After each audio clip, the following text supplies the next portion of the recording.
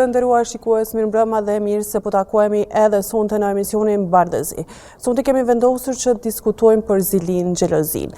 Çfarë është zilia dhe çfarë i bën jetës njeriut? Pikërisht kjo, disa e cilësojnë si sëmundje të zemrës. A ka shërim xhelozia dhe si transmetohet xhelozia nga njeriu në njeriu. Këto dhe shumë të tjera do i diskutojmë me teologun e nderuar Ardian Sejdiu, njëkohësisht imam dhe ligjërues në Xhamin Koha në Kaq të Ferizajt. I nderuar, faleminderit shumë që jemi neve. Bismillahirrahmanirrahim. Faleminderit për ftesën, përshëndetje për juve, stafin tuaj dhe gjithë ata që na përcjellin, paqja dhe bekimet e Zotit qofshin mbi ju. Amen. Faleminderit shumë gjithashtu edhe për juve. Shumë shkurt e bona hyrjen, për shkak që do doja që të flisni më gjatë sa i përket kësaj çështje, thash që cilësohet si sëmundje e zemrës.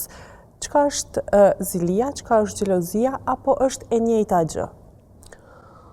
Para se gjithash ne duhet ta definojmë se çka është xhelozia apo zilia. Zilia para se gjithash është një sëmundje shpirtërore që atakon njerëzit e lig, ata të cilët e shohin tjetrin nga një prizëm jo pozitiv. Zilinën kupton dëshira negative për t'ia zhbë të mira që i posedon tjetri.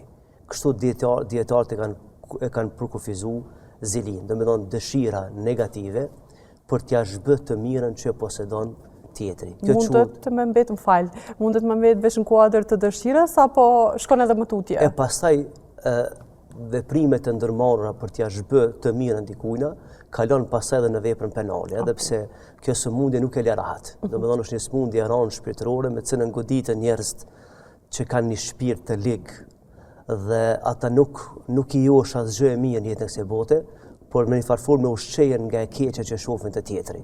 Dhe nëse tjetri posedon një të mirë, thjesht këtyre ju pengon aq fort saqë në jetën e kësaj bote edhe kanë mundësi të marrin hapa të ndryshëm për ta privuar prej të mirës dikant që posedon të mirën. Mirë, kur po cilësohet si sëmundje shpirtërore, me kalimin e viteve neve na mbillet xhelozia brenda shpirtit dhe qenies tona, apo secili njeri lind me xhelozi dhe mvaret si ushqejmë xhelozin për të mirë apo xhelozin për të keq? Nëse i referohemi Kuranit famëlar të gjejmë se njeriu me një farë forme i posedon dy lloje shpirtrash, nëse mund me thënë kështu. Një lloj shpirti është i qetë, i bindur në Zotin e Madhreshëm, i pastër, i qiltër, i cili e don të mirën, bën përpjekje të afrohet te Zoti i Madhreshëm, ja don të mirën vetes, familjes dhe njerëzve me cilët jeton. Dhe kjo është shpirt që e ka përmend Zoti në Kur'an. Dhe lloji tjetër i shpirtit është një lloj shpirti i cili e frymëzon njeriu për nga e keqja. Pra, nëse personi në fjalë posedon këtë lloj karakteri shpirtëror, ky është i prirë për të bërë gjërat nga këndvështrimi negativ. Dhe ky ushqehet vetëm me të keqen që e shef te tjetri. Pra, nuk lind njeriu me xhelozi. Por me kalimin e kohës e ushqen këtë ndjenjë të gabueshme, karshi vlerave që mund t'i posedon tjetri dhe natyrisht bëhet edhe i keq dhe i rrezikshëm për familjen, shoqërinë dhe rrethin ku jeton. Pra Zoti i Madhreshëm nuk e ka krijuar njeriu të keq. Përkundrazi ka krijuar të mirë, mirëpo njeriu ka potencial të mjaftueshëm që të zhvillohet nga këndvështrimi negativ. Dhe zilia është një prej cilësive apo xhelozia, sepse pak ka dallim mes saj dhe saj. Xhelozia mund të jetë e përkohshme, kurse zilia mund të jetë diçka më e gjallë se sa kjo. Pra njeriu është krijuar për çënë mirë, mirë po ja që njeriu ka potencial të zhvillon edhe anën negative të tij dhe fatkeqësisht ka njerëz në jetën e kësaj bote që e ushqejnë këtë ndjenjë të gabuar dhe më së shumti që kanë nevojë për këtë çështje, për kësaj sëmundje shpirtërore vun vetë xhelozi, vetë hasedi, sepse është një lloj zjarri që ndezet përmbrana dhe natyrisht zjarri e gëlltit apo e tërhet ata që ka më afër dhe më afër se xhelozi s'është askush. Para se të futëm detajisht te kjo pjesë, hoq, ju tha që njeriu lind i pastër. Kjo është shumë e vërtetë sipas fesë islame, po a janë këto dy pika ku bashkon feja dhe shkenca në fakt kur njeriu lind pabullaroz dhe më pas varet si ushqejmë ne vetveten, si na ushqen rrethi, mandej me ato cilësi zhvillohemi, rritemi dhe e jetojmë jetën. Është ky pika ku bashkohen këto dyja? Po nuk ka zgjidhje tjetër, sepse shkenca është burimi i njeriu, domethënë mendjes së njeriu. Dhe njeriu me kalimin e kohës i aprovon ato ligje të cilat i ka caktuar Zoti i Madhreshëm.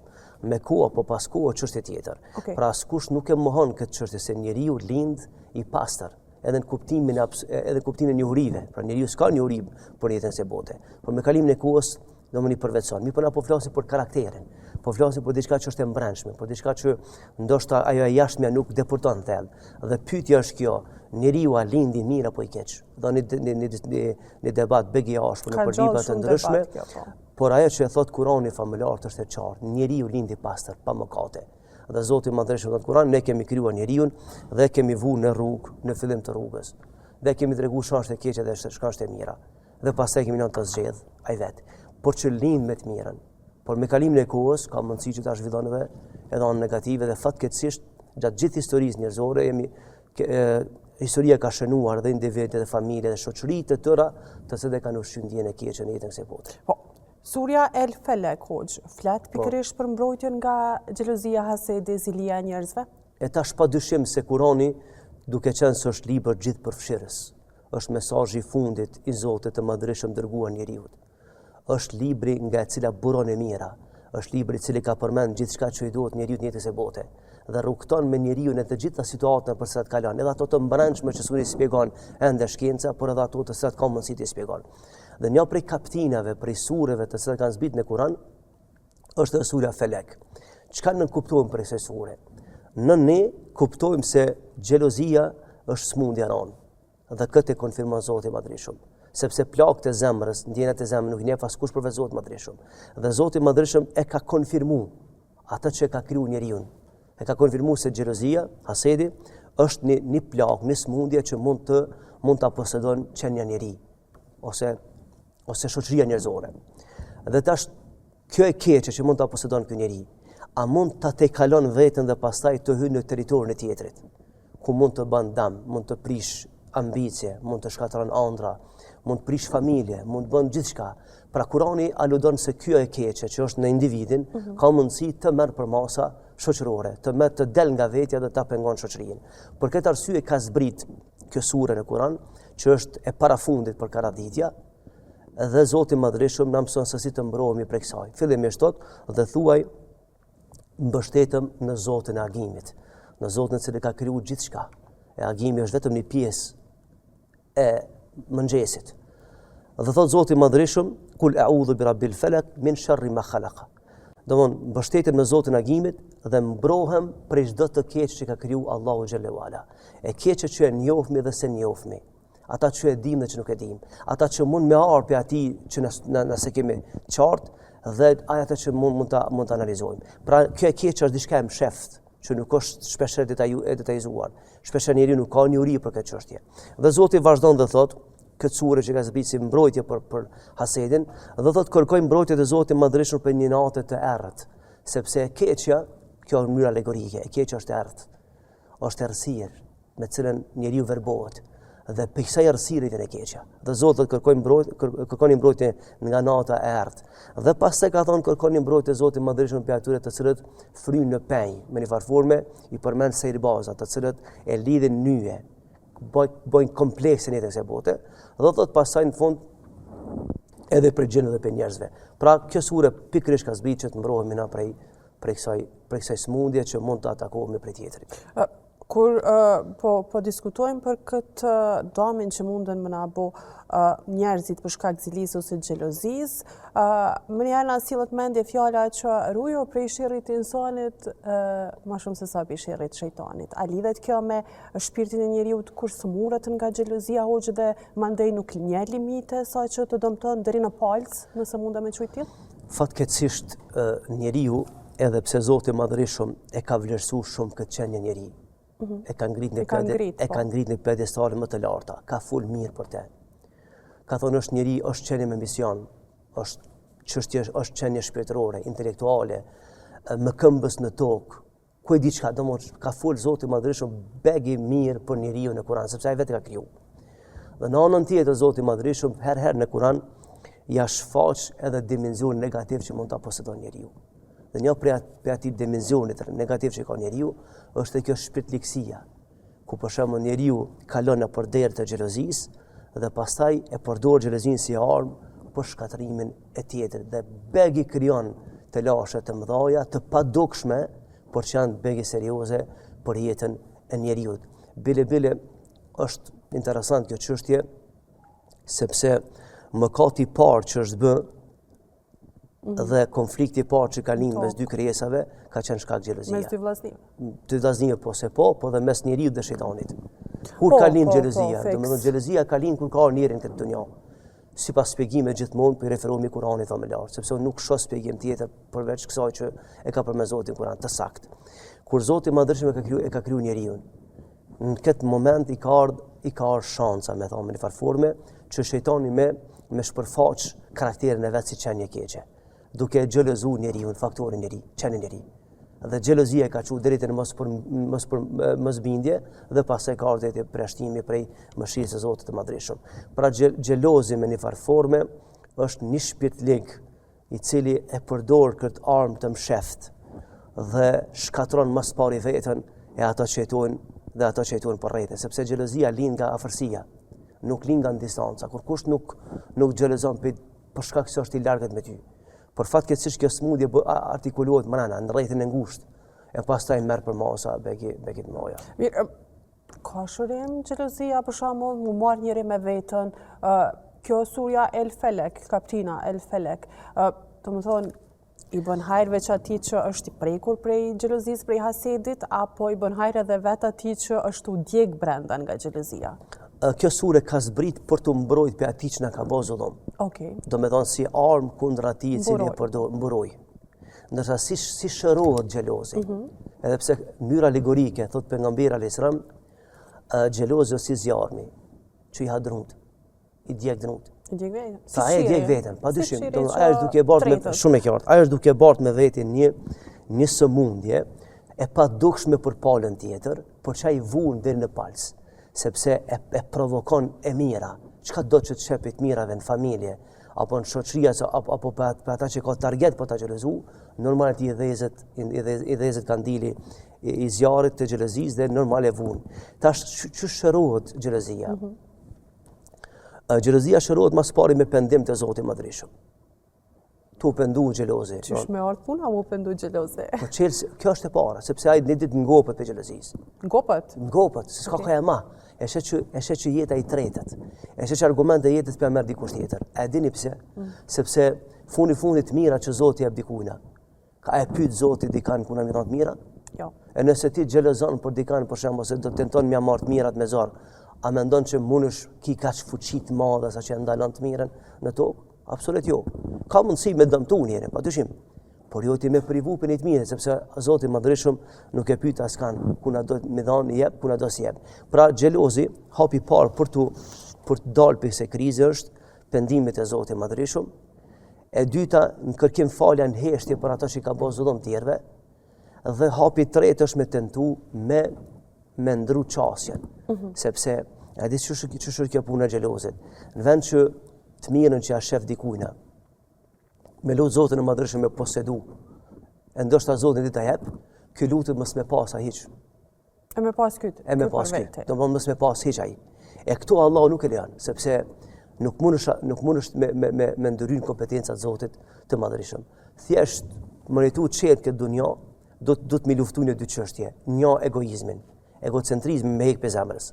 Dhe e dyta xhelozin për të mirën që posedon tjetri, do të me hek pe zemrës. Na do të me xhelozu nëse ka dhe me lut Zotin me pas dhe nëse ai, dhe me tu të njëjtë, xhelozi pozitive. Por që xhelozi ose zilinën kupton fatkeqësisht dëshira e flakt për t'ja marrë pe dorë tjetrit mirën. Ç'kjo është zeli? Dhe këtu na për këtë çështje po flasmi. Një smundje e cila artikulohet në mendjen e njeriu, në zemrën e njeriu dhe i thot mendja dhe zemra se ti dush me bëj çmos që çat mirë që posedon tjetri mos ta ketë sepse me një farë ti po ndihesh keq. Dhe ky pastaj në betejë më sheft, në betejë me të pamundurën dhe natyrisht dështon këtë botë në botën tjetër. Indërum, ka persona të cilët në fakt ata dëshirojnë të mirën e tjetrit përderisa janë të shiju të mirat që krijuesi ka dhënë atyne. Momentin që ata sprovohen dhe mbesin pothuajse pa asgjë, dëshirojnë që dhe rrethi i tij dhe ata që e rrethojnë çdo ditë të jenë në të njëjtën pozitë. A cilësohet edhe kjo ndonjë shkallë e ziliqarit që mundet me u nda në kategori? Edhe kjo është një formë e zilisë, e cila me cilën jeton ziliqari, për faktin se ai mendon që duhet të jetë mirë vetëm ai kur është mirë. E në rast se ai sprovohet me diçka, pra kalon me një fazë tjetër, dëshiron që tjetri ta përjeton të njëjtën sprovë. Kjo është mungesë e karakterit e formimit. Dhe kjo në islam cilësohet prej cilësive negative, sepse jo çdo herë që sprovohesh, du të më dash tjetër njëtën sprovë që kalon ti. Sepse fundit për mes provës ka një projekt Zoti për ty. Dhe nuk jeni të njëjtë në sprovë fjala. Pra askush nuk arrin në sukses pa kaluar nëpër dështim.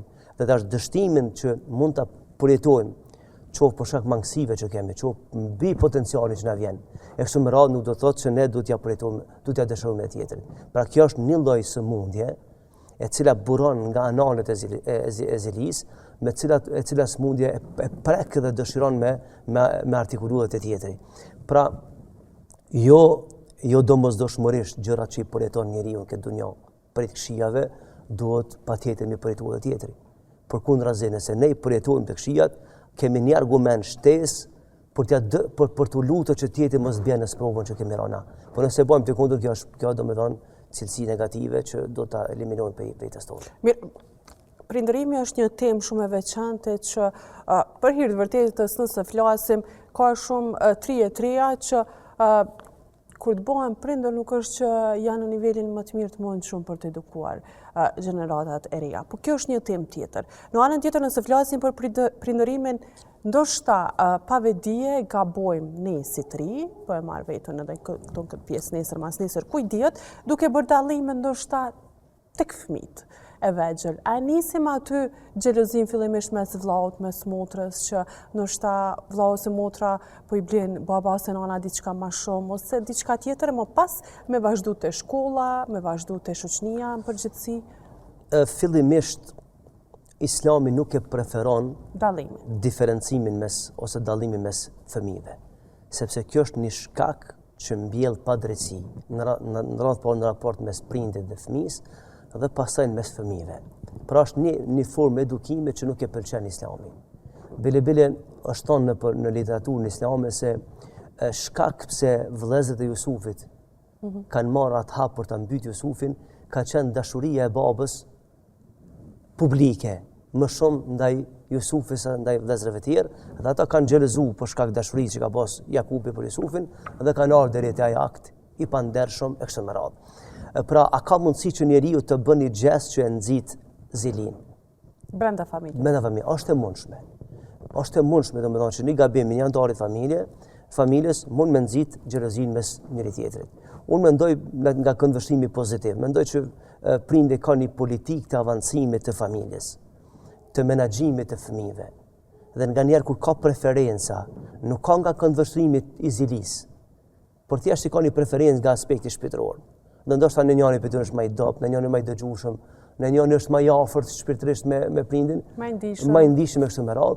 Dhe unë mendoj që kjo nuk bën me kon shkaktar që për shembull anëtarët e familjes ose fëmijët mes veti të krijojnë xhelozi për shembull për vllavin, motrën apo kështu me radhë. Edhe pse ndikon me njerëz, natyrisht, e kam pa një studim se sa ndikon për shembull në aspektin psikologjik dallimi mes fëmijëve. Pa prindi i cili ka një eksperiencë, ka një aftësi, ka një metodikë pedagogjike të edukimit, ai është i kujdesshëm këtë çështje. E marr një farë balance, sepse fundit ne jemi përgjegjës për ata çka bëjmë. Nëse jemi përgjegjës për ata që se kontrollojnë. Na zemrën se kontrollojna. E kontrollon Zoti më drejtshëm. Mund ta duam dikan. Për shembull, po domethënë kjo që mund t'i bëjmë zullum ose ta vlerësojmë për ballë tjetër kështu me radhë. Pra është e mundshme që të ndikon, të fatkeqësisht mund krijohet aty një piknisje për një përçarje në familje ose për një diçka që ndoshta mund të menaxhohet lehtë, por ja që gabime është bën fillim. Kurse nëse flasim në jetën tonë të përditshme, realisht hasim në njerëz që ju thotë edhe vetë që zilia dhe xhelozia vjen nga njerëzit tanë më të afërt. Njerëzit tanë më të afërt mund të jenë ata që na rrethojnë çdo ditë në ambientet e punës, në ambientet e shkollës. Shumë shpesh kemi pa që ndoshta shumë persona janë degraduar në pozitë, kanë dalë edhe nga puna krejt për shkak të zilisë së tjerëve dhe për shkak që ndoshta e keqja i ka ardhur dhe është duk aq reale sa që tjetri ka besu pikërisht ziliçarit dhe dikon tjetër e ka marrë në qafë. Na thamë që në fillim të bisedës se nuk mund të shpëtohet prej kurthave të ziliçarit. Por sepse domethënë ziliçari nuk e ndal vetëm në vetë zilin, por ai këtë smundje ose këtë armë të realizimit të qëllimeve, ai ka me vënë në praktikë. E shtron rrugën. Shumë e qartë. Ai ka me përdorë si mjet për të arritur qëllimet. Edhe në aspektin për shembull familjar, sepse jo rastisht është bë studime në këtë çështje dhe është shumë logjike ky argument. Ti smuresh me xhelozu dikant që s'e ke afër. Ai ta xhelozon në Australi, shembull. Lidhen me ta. S'ka kuptim kjo. Pra xhelozia lind për afërsmi, domthonë në antar të familjes, në shoqërinë rreth e kështu me radhë. Dhe kjo është smundje. Dhe tash a ka mundësi që ky element negativ ose ky cilësi negative të bëhet shkaktar që të prish familje, të prish shoqëri në punë të ndryshme dhe ndoshta ta pengon dikan edhe pe karrierës. Kjo është më së e mundshme dhe është praktike gati pothuajse për çdo ditë. Sepse për shkak të një xheloze në një familje, në një shoqëri, dikush e pëson këtë çështje, e pëson në punë, e pëson në fjalë, e pëson domethënë në objektiva të jetës e kështu me radhë. Begi kjo ka ndikim në jetën e përditshme. Nuk mund të përjashtohet, për shembull, energjia negative që posedon ziliçari, nuk mund të përjashtohet periudhave të shoqërisë. Kjo është fakt dhe konfirmim i Kuranit. A është shpifja armë e ziliçarit? Jo vetëm shpifja, po jo vetëm shpifja, po ai gjithçka që i shërben me një farë formë thojza kauzës së tij, idesë së tij për t'ia marrë të mirën tjetrit, për t'ia zhbëtë të mirat tjetrin, ai ka më përdor. Nëse për shembull shpifja është element i duhur për ta në rrethana ku ai jeton, ose në momentin ku i duhet, ai përdor shpifjen. Edhe se ka dert këtë çështje sepse me një farë formë ushqet e pitkeqës. A di ç'është puna e ziliçarit? Është sikurse puna e të mirit. I miri për shembull me një farë formë pasuron jetën duke i pa të mirat e tjetri. Thjesht e ushqen shpirtin, gëzohet, qetësohet, i vjen mirë, të mbështet.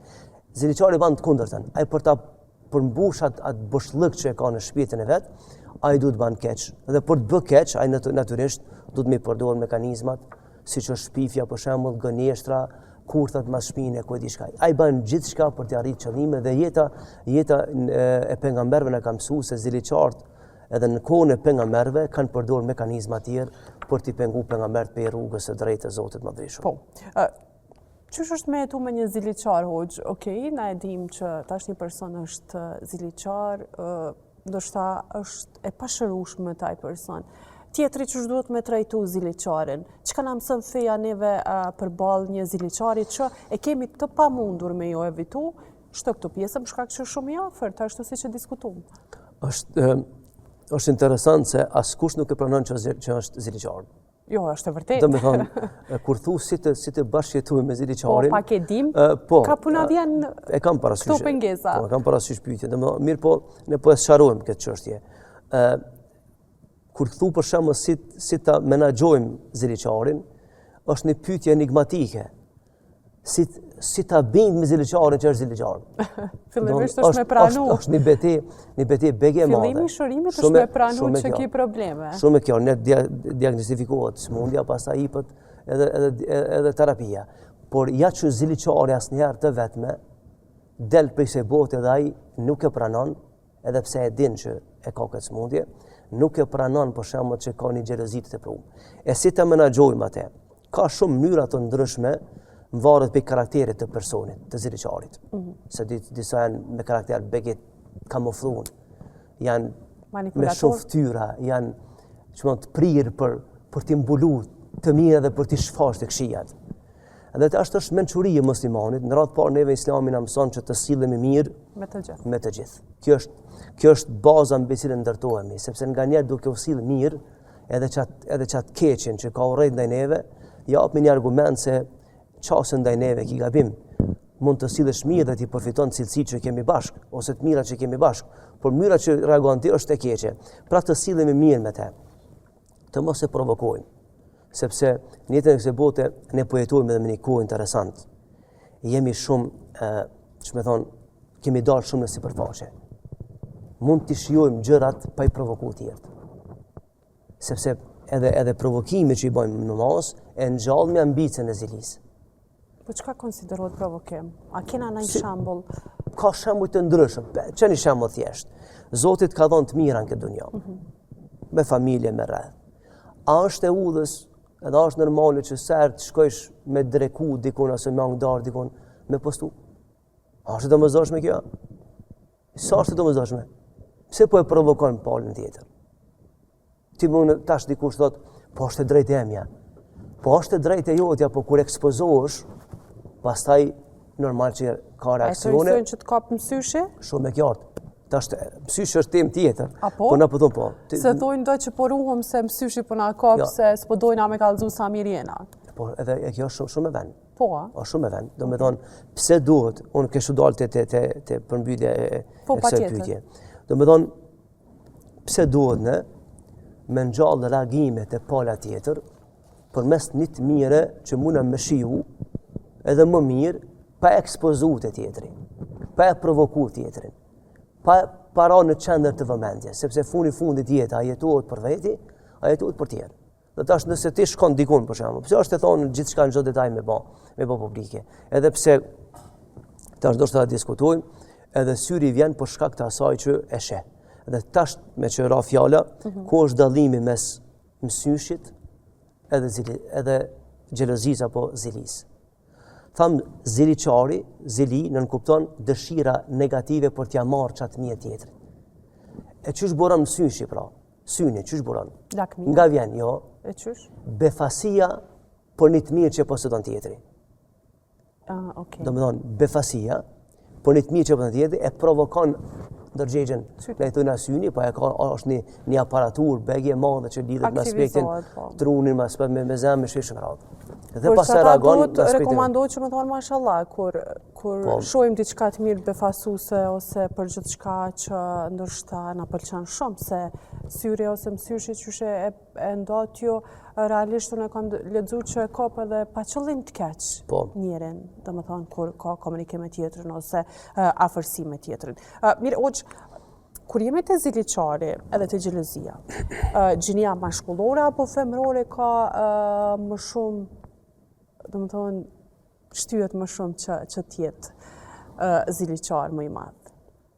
Nuk ka ndonjë statistikë të saktë për këtë çështje, që nda në numra se cila palë është më shumë e prekur nga kjo sëmundje. Por ka praktika të po në aspektin e përditshëm, në aspektin e përditshmërisë së fjala, fatkeqësisht është gjinia femërore e cila e artikulon më shumë këtë çështje.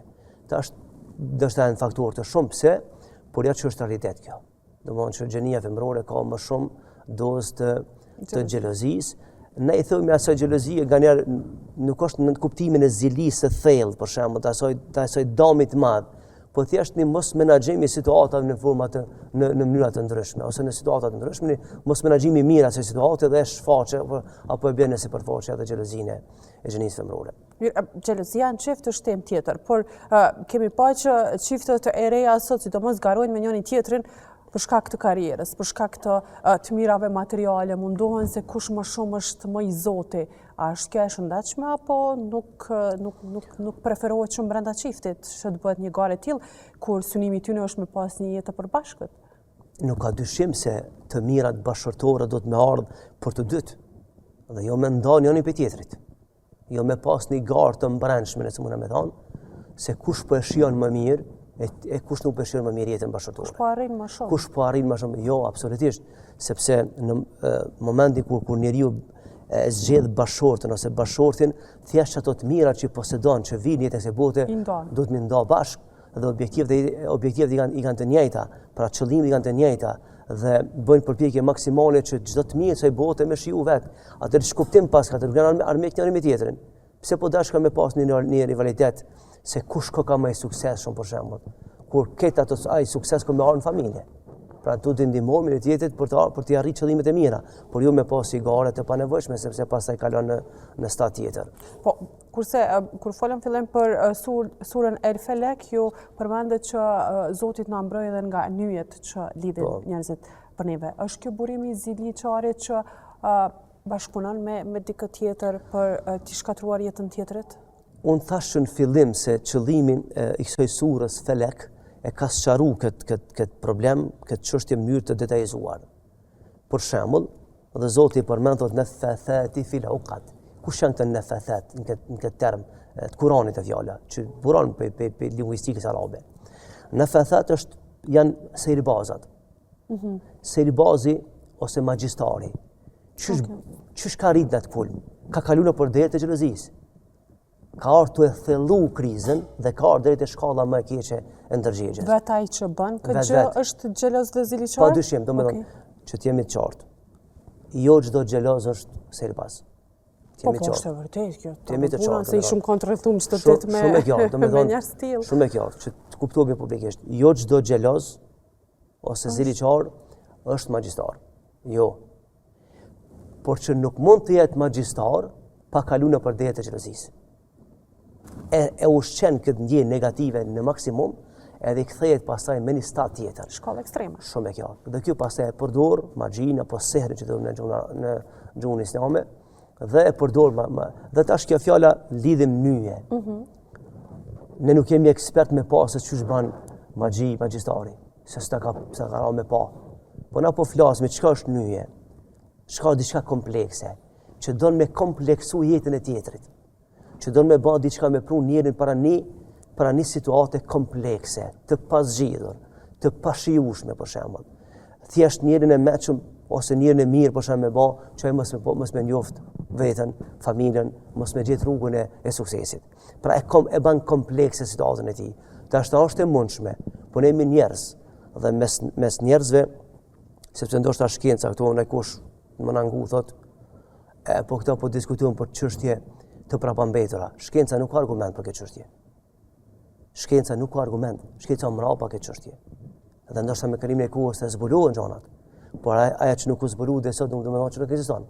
Sot njerëz vujnë për shkak të serit. Njerëz vujnë për shkak të magjisë. Dhe pastaj është temë diskutabile në sheriat, a është reale apo stimulohet që po ndodh, është çështje tjetër kjo në aspektin filozofik islam. Se magjia është e vërtetë, domthonë është reale, apo stimulohet si diçka reale. Për shembull, i smuri për magjisë, a tu pa gjana reale, apo po i shtirë atij që do pa. Apo sheh për te. Domthonë apo sheh për te kësaj. Kjo temë diskutabile. Po nëse më fal se te kjo tema diskutabile, unë shoh një lutje që thot o Zot ti ai që sheh atë që na nuk e shohim dhe dëgjon atë që na nuk e dëgjojmë. Domethënë mund shohim për te nëse veç jemi të prekur në këtë aspekt. Po okay, është çështje diskutabile kjo që e bojnë, domethënë filozofia islame çka. Tema shumë e thellë, nuk e di sa mund të më kuptu këtë çështje. Debati në islam se përket magjisë, sehrit, diskutohet në dy drejtime. Në drejtimin e parë, analiza, sehri, magjia, a është çështje reale? Po. Apo është çështje që i duket se është reale? Në mendim që diskutohet atë është reale. Aja ndikon, aja ka impact negativ, aja që është i smut prej sajna sheh gjana që nuk i shefti, por që për ta e reale. Dhe mendimi tjetër jo, dhe thjesht është ataku, është i smut, dhe ata që nuk ka reale. Dhe tash cila mund me konë me sakt. Ne po flasim me zveti. Nëse na pyet po shkru në vendin ku jemi, ne do t'i përshkruajmë objekte që i shohmi, para nuk kupton se ka diçka që nuk shohmi? Padyshim se po. Për shembull, kush punon për sjell zonin për veshjet mbesh? Për këtë arsye, shkenca fizika kuantike është shkencë që midhet me të padukshme. Nëse dojna me dëshmu kështu tamam qysh me ilustru ç'është duhet, shikuesi po na sheh veç neve dyve. Po nuk po i sheh këto pjesë të tjera çka kemi në studio. Dhe kjo është ilustrimi më i qartë që po dhe ne që jemi në studio për shembull. Nëse na kërkohet ti përshkruajmë objektet. Ne përshkruajmë ato që i shohim në anën fizike. Hiç më shumë. Njeriu pastaj edhe njeriu në vetën e vet. Çka përshkruan njeriu? Anën fizike ti, po anën kupton se njeriu është veçan anë fizike? Jo. Apo është edhe shpirtëror? Kemi edhe shpirtin që na nuk e shohim, po e dim që ekziston. Po çtu do të thonë kuptohet se ekziston dami ose është e mundshme që magjia të ketë impakt negativ. Mënyra që vjen, mënyra që artikulohet për momentin për shkencën bashkëkohore është ende e panjohur. Por që rezultatin e praktikë është beke real. E vërtet, që ka shumë shkencëtar, shumë doktorë dhe shkencën përgjithësi që janë pjesë e botës së shkencës që kanë përjetu gjana tilla, po nuk kanë forma për me dëshmu, kështu që ata kanë qenë në dëshmitar të shumë këtyne që shkenca i qunë fenomene paranormale, për që është tim e gjanë kjo pjesë, po a kanë fund këto nyje i nderuar, sepse ndoshta nëse një njeri po kalon një jetë vështirë, pikërisht për një ziliqari që ka lidh nyje, siç po e quani. Jo është bërë magji. Jo është bërë magji, a ka fond kjo për atë njeri i cili është i prekur? Po, ka fond. A është në përjetësi? Jo, mund të jetoj pa vedije në atë mënyrë? Janë dy kategori njerëzish përballë kësaj sprove. Një kategori njerëzve është i cili e ka detektu këtë problem. Edhe di se ka diçka jo normale në jetën e tij. Mund ta detektoj vetë? Pa dyshim se po. E shef për shembull. Nuk është ku ka qenë dje. Edhe vetë ty e sheh shembull. Thotë s'kam ambicie për jetë. Jam i ftov për shembull, kam frikë për shembull, natën nuk flej mirë. Ku diçka e bën një listë gjatë të ankesave. Dhe normal kërkon shërim. Dhe ne zakonisht në raste të tilla, unë si teolog që jam, unë i rekomandoj që shkojnë në dy mënyra. Një, të konsultohen edhe me shkencën, përmes psikologëve, psikiatrave, neuropsikiatrave shumë e radhë. Shumë e drejtë, po. Dhe momentin kur, për shembull, nuk ka sukses. S'ka përgjigje shkenca për këtë gjë. Domethënë ai përdor barnat, e ku diçka, dhe e sheh që ka diçka që nuk është në tabor të shkencës. Sepse shpirti nuk i nështrohet të rregullave të shkencës. Shpirti nuk është çështje që e menaxhon njeri shkenca. Kush e menaxhon? Zoti i Madhreshëm. E për t'i ul tensionet shpirtërore, atëherë kush po dashka me reagu? Me reagu Zoti përmes fjalëve që i ka përmend Kur'an. Sepse fundi kush diçka është një çështje. Dikush thotë po mirë pse a fjala po të shëroj ka, dini që këtë psikologjia dhe psikiatria mbështeten fjalë. Krejt, komplet shkenca. Edhe thonë që gjysma e shërimit është fjala e doktorit, fjala e mirë e doktorit, e nis piktuar. Po kjo është një motiv, po unë po flas në kuptimin më të thellë më shumë. Se për shembull një thotë mirë, a me fjalë po shëroj ka njerëja, kanë harru se psikologjia si shkencë, po edhe psikiatria deri diku mbështetet vetëm në fjalë. Komplet një shkencë. Ti më shku te psikologi çfarë bën? Kemi diskutuar. Mas parit ndëgjon, mandej ai ty jap mendimet e tua. Shumë e qartë. E dash. Qysh po shëroj ka shpirti veç me fjalë? Se që kjo shpirti të razuar, ose që kjo shpirti atakuar për një botë të msheft, për një botë të keqe. Ky e do një diagnozë që ja ka dhënë Zoti i Madhreshëm. E don me i dëgju fjalët e Zotit të Madhreshëm. Kur'anin. Dhe ajetet enë të cilë kanë zbrit për punë të sirit, dhe një për tyre është sura Felek dhe sura Nas, që kanë zbrit enë për të shëru prej cytjeve të shejtanit dhe për të shëru prej cytjeve dhe ndikimit të ziliqarit, e cili ka mund të kalon edhe në... Mundet këta vetë me lexu njeri për shembull për problem? Mundet me zgjidh këtë njën, këtë magjin edhe vetë me Kur'an? Po, disa njerëzve ju kalon letë, e disa tjerë ka nevojë për palën tjetër.